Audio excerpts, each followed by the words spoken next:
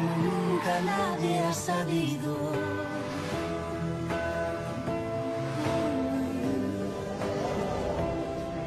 Porque así lo he decidido. Te amaré.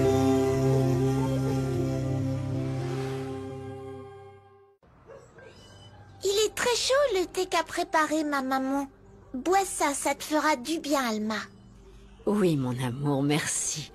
Mais vous savez que je n'aime pas ça, mademoiselle, que vous vous teniez trop près de la cuisinière. Ma mère m'a appris, c'est pas si difficile. Je dois juste faire attention de ne pas me brûler. Alors tu te sens mieux maintenant? Oui, oui, Pedrito, merci beaucoup. Le thé que Marissa m'a préparé me fait du bien. Mon ventre ne me fait plus autant souffrir. Alors on pourrait passer un peu à la fête, je veux pas te laisser seule ici. Allez, ils ont décoré le marché et c'est trop beau. Et il y a une montagne de nourriture.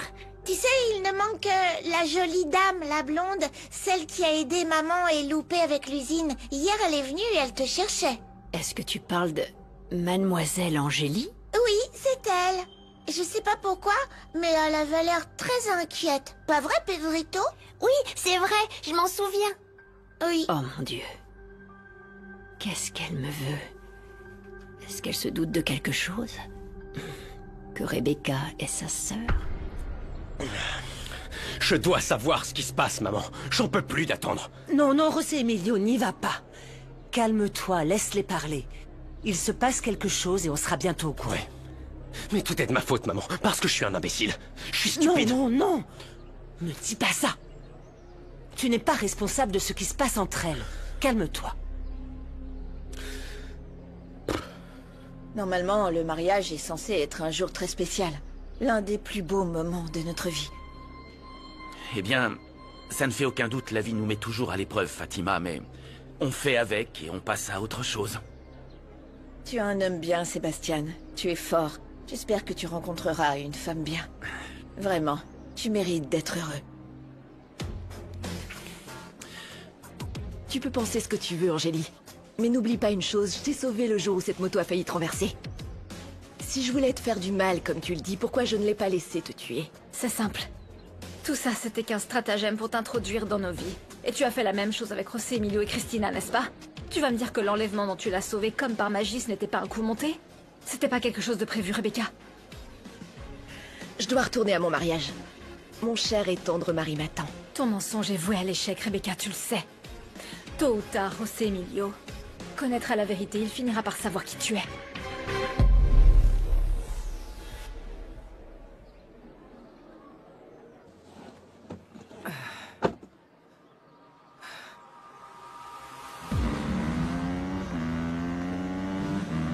Oh mon Dieu, hein?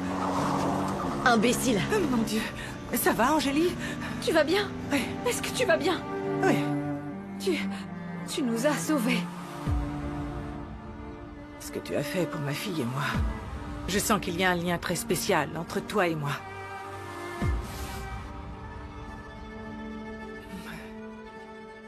Si seulement je pouvais serrer ma fille dans mes bras. Oh mon Dieu. Vous seul savez à quel point j'ai envie de lui dire la vérité. De lui dire que oui, je suis sa mère. Et que je l'ai attendue pendant toutes ces années. Ma Frida. Frida, mon bébé. Maman. Ah, voilà Rebecca. Rebecca, comment tu vas? Comment tu te sens? Bien, je me sens un peu faible, c'est tout. Qu'est-ce qui s'est passé? Eh ben, j'avais raison. Quoi? Angélie avait besoin de se défouler et je l'ai laissé dire ce qu'elle voulait jusqu'à ce qu'elle en ait assez. Et au fond, je la comprends. Elle ne s'en remet pas de t'avoir perdu, mon amour, et elle rejette la faute sur moi. C'est moi, le seul responsable de tout ça. Non, attends, c'est bon. Oublions tout ça. Et reprenons la cérémonie là où on l'a laissée, d'accord? Tu vois? Bien.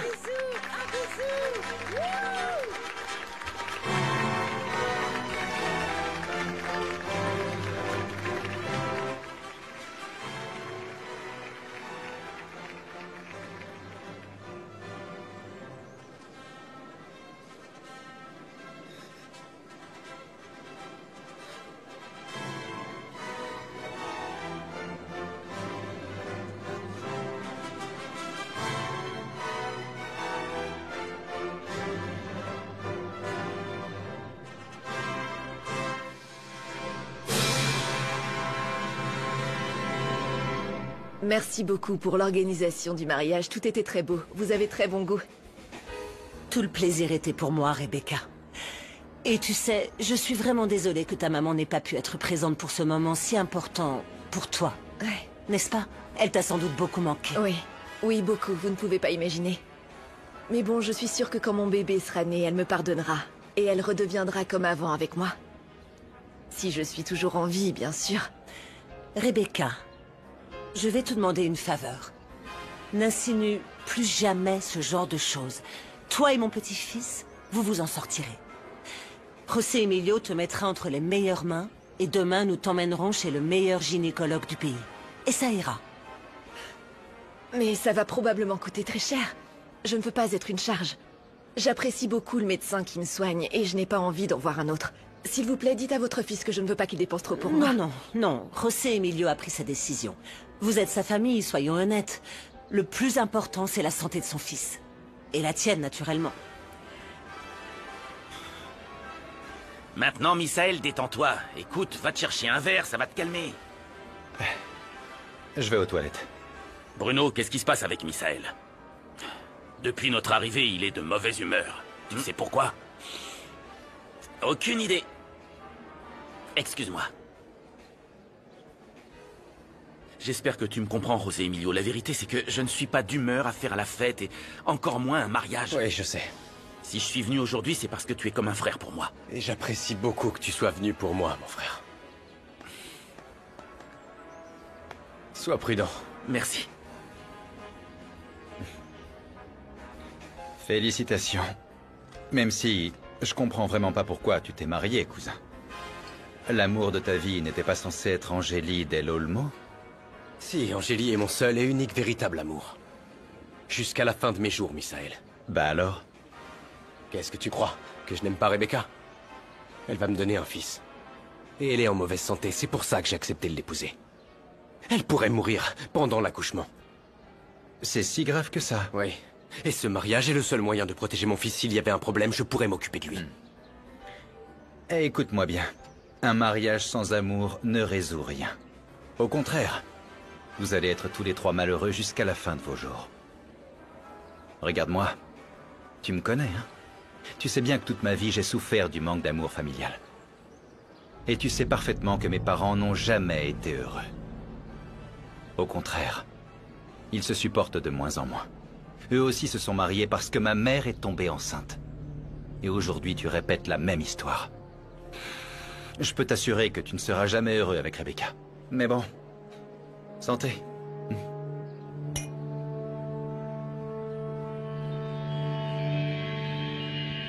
Regarde, t'as vu comme c'est cool, hein? C'est joli, non? Qu'est-ce que j'aurais donné pour que l'inauguration de ma Fanda soit aussi belle? C'est magnifique. Ah, ça va, t'en as pas vraiment eu besoin, pas vrai? Regarde, le restaurant est toujours aussi plein. Hop. Bien joué. Et on est débordé. Je dois même faire la tournée des marchés tous les matins. Oh, toi? C'est pas plutôt moi qui m'occupe de tout ça? Les plats emportés, les repas pour ceux qui travaillent sur le marché? Et je suis très heureux, mon fils, que tu nous aides. T'es vraiment un bon garçon. Mais je te l'ai dit, t'as pas intérêt à abandonner l'école. Passe ton diplôme, s'il te plaît, Lucas. Oh. Vas-y doucement, Carmelo. Waouh, ça doit être l'excitation d'avoir terminé. Mais tombe pas, hein. On a complètement transformé le marché, t'as vu? Je peux te dire quelque chose? Oui, je suis contente. Je trouve ça fabuleux d'aider toutes ces personnes. Vous autres, vous avez le cœur sur la main. Et j'ai déjà été bénévole pour énormément de causes. Mais les fêtes de quartier sont les plus joyeuses que j'ai jamais vues. J'imagine, oui, il y a énormément de choses à faire. Tu as sûrement dû voir que nous, les Mexicains, on sait faire la fête, on a la musique dans le sang. C'est pour ça qu'on est toujours ensemble. Et si jamais l'un de nous se sent triste, on a toujours une blague ou quelque chose pour lui remonter le moral. Toujours. Ma grand-mère avait l'habitude de dire qu'ici on a la joie dans le sang. C'est pour ça que nous, les Mexicains, on est des gros fêtards. Exactement. À propos de fêtards, je vais appeler mon mari pour voir à quelle heure il vient. Je comprends pas pourquoi il est pas bien arrivé. sûr. Je reviens. Oui, vas-y. Les bouquets qu'elle m'a donnés pour la fête sont tellement beaux, vous ne trouvez pas? Oui. Dommage qu'elle n'ait pas pu venir. Elle se serait bien amusée. J'ai entendu dire qu'elle était bloquée chez elle parce qu'elle a mal au ventre. Oui, c'est vrai. Elle se sent tellement mal qu'elle n'a même pas pu aller au mariage de Rebecca. Oh, Vous savez, les filles, je me sens tellement coupable. À tout moment, ma tante pourrait avoir besoin de nous et on ne le saurait même pas. Oh, mais non, ne t'inquiète pas pour ça, Loupé. Loli et Pedrito sont partis la voir tout à l'heure. Vraiment oui, je pense qu'ils ne tarderont pas à revenir et nous donneront des nouvelles. Je vais rejoindre Rosé et Emilio. Bien sûr, vas-y.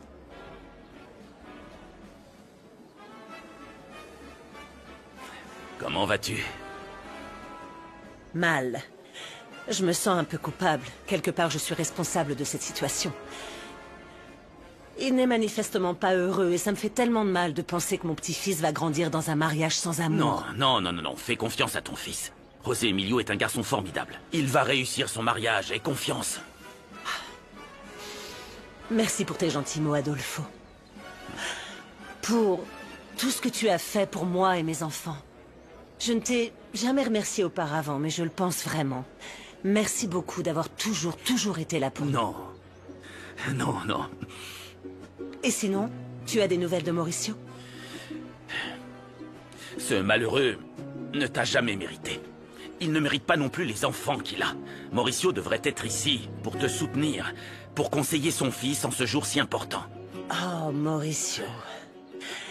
Je lui ai dit très clairement que je ne l'aimais plus, que plus jamais je n'accepterais d'être son épouse. Enfin bon. On le connaît tous. Oui. Je n'arrive pas à croire que Rebecca ne t'ait pas invitée à son mariage. J'étais persuadée que vous étiez meilleures amies, moi. Enfin, c'est ce que je croyais. Je trouve que c'est nul de te faire ça. Quelle piètre façon de traiter ceux qui sont censés être tes meilleurs amis, n'est-ce pas? Moi, je suis toujours là, comme une cruche, à lui lécher les bottes. Mais dès qu'il s'agit de rendre l'appareil, il n'y a plus personne. Je te le dis, ça ne sert à rien de t'énerver, Dorothea. Il vaut mieux prendre sur toi. Comme ça, quand tu la verras, tu pourras lui dire ces 4 vérités. Sérieusement, Vanda, c'est pas juste. Je me prends 2 coups de couteau dans le dos au même moment. D'abord, ma soi-disant meilleure amie ne m'invite pas à son mariage. Et puis ce misérable Dicker, tu sais quoi? Il m'a jeté à la rue comme une vieille chaussette. Non, ne me dis pas que ce petit Richard t'a déjà largué. Il n'était pas fou amoureux? Tout ça, c'était que des mensonges de cette petite ordure. Et ce qui me fout la rage, c'est qu'il n'a même pas eu le courage de me l'annoncer en face, t'y crois? Ne me dis pas qu'il a osé te quitter par message, quand même. Mon Dieu, les hommes, pour te mettre dans leur lit, ils te font face. Mais quand ils ne veulent plus de toi, ils se cachent comme les vulgaires rats dégoûtants qu'ils sont. J'y crois pas, il a même pas écrit un petit mot. Et tu sais ce qu'il a fait à mes affaires? Il les a données au gardien. Je ne peux même pas entrer dans l'appartement. Quand je t'écoute, ça me retourne l'estomac de rage. Alors écoute, ma belle, t'as pas intérêt à la boucler, hein? Balance-lui une bonne série d'insultes bien croustillantes et lésine pas sur la vulgarité. T'es une fille de la rue, t'en connais un tas. Tu as raison, ma Vanda. Je te jure que ce mou du genou va en avoir les oreilles qui saignent. Ça va être sa fête. Tu sais quoi, dimanche, j'irai me confesser. Mais en attendant, Iker va voir qui est vraiment Doris Mendoza. Tant pis pour lui. Allez, viens, ma Doris. Allez, on va danser. Oh non. Allez, ça va te donner du courage. Oh. Allez, viens. Lève-toi. Ok, montre-moi comment tu bouges. Hé hé. Je suis contente que vous soyez venue, Alma. Merci. Regardez à quel point tout le monde est heureux aujourd'hui. Oui, je vois. Venez, asseyons-nous. Venez. Coucou, mon amour. Vous voulez que je vous apporte quelque chose à manger? Non. Vous devez avoir le ventre vide avec tout ce que vous avez vomi tout à l'heure. Non, oh non, merci beaucoup. Ces petits anges m'ont donné beaucoup de thé et je ne peux plus rien avaler. Je lui ai donné toute la camomille que tu lui as préparée, maman. Moi, je l'ai aidé. Tu viens, on va jouer. On joue Au à fait, quoi? Marissa, Loli m'a dit qu'Angélie était venue jusqu'ici. Oui, elle est venue, mais elle est partie depuis longtemps. Vous auriez dû voir la tête de la pauvre fille quand elle a découvert que Rebecca devait épouser son ex. Elena était là aussi. Elles sont vite parties de là. Elena est venue elle aussi. Et elle ne t'a pas parlé de moi? Qui, Elena? Non? Pourquoi elle me poserait des questions sur toi? Je sais pas. Ça va aller, Alma. Merci. Merci pour cette fête. Je suis super contente. Tout était vraiment magnifique. On pourrait penser que je me laisse très facilement impressionner, mais la vérité c'est que... les meubles, les décorations et toute cette élégance, je ne les avais vues que dans les magazines. Ou sur Internet. Ta mère s'est surpassée avec cette belle fête. Notre mariage est très élégant. J'ai toujours pensé qu'un mariage devait être célébré comme il se doit. Alors voilà. Dommage qu'il n'y ait pas grand monde. Je suis sûre que tu aurais aimé inviter tous tes amis, tu en as tellement. Et toutes les personnes importantes que tu connais. Non, pas vraiment. Pour moi, la chose la plus importante en ce moment, c'est ta santé. Et la santé du bébé. Notre petit bébé. Et comment tu te sens? Tu te sens plus tranquille? T'es sûr? Tu veux pas aller t'allonger un peu pour te reposer? Je vais bien. Je vais bien. Rebecca... Je peux savoir pourquoi Angélie t'a accusé de mentir. Pour me provoquer, je te l'avais bien dit. Elle ne supporte pas qu'on soit ensemble. Tu doutes encore de moi? J'espère que tu n'as pas pris au sérieux ce qu'elle a dit. Angélie me déteste depuis qu'elle est au courant pour nous, enfin tu sais. T'as bien vu comment elle me traite? Je me sens mal parce que je te jure, j'ai jamais eu l'intention de la blesser. Oui, je te crois. Tout va bien. Je t'en prie, ne t'énerve pas. La moindre émotion forte peut vous faire du mal à toi et au bébé. Détends-toi. Oui. Oui, mon amour. Tu as raison. Mon amour, j'aime tellement te dire ces mots. J'aime le fait que nous soyons déjà mariés. Portons un toast à nous deux. Oui. Avec du jus. Avec du jus de cranberry. Je t'aime, José Emilio. Et je sais que très bientôt, je ferai en sorte que tu m'aimes toi aussi. Santé! Santé! À la tienne, fiston. Nous allons être très heureux ensemble, José Emilio. Je te le jure.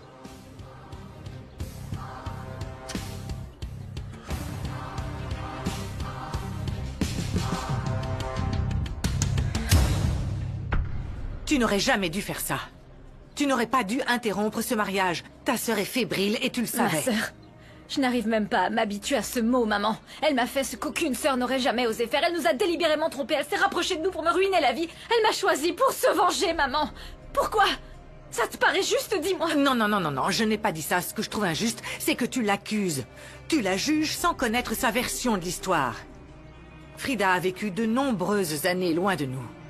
Dieu seul sait les horreurs qu'elle a dû vivre, alors je n'approuve pas ce que tu lui as fait. Débarquer à son mariage comme ça, l'accuser devant tout le monde, pour lui gâcher ce jour si important. Et ma vie à moi, alors? Ma vie ne compte pas, c'est ça? Elle a eu toutes les occasions de faire les choses correctement, maman. Pourquoi elle nous a pas dit qui elle était? Pourquoi elle a épousé José Emilio, l'homme que j'aime? Pourquoi est-ce qu'elle a fait tout ça pour me détruire? Dis-moi. Tu sais pourquoi? Parce qu'elle me déteste. Te amaré, como no está permitido. Te amaré, como nunca nadie ha sabido.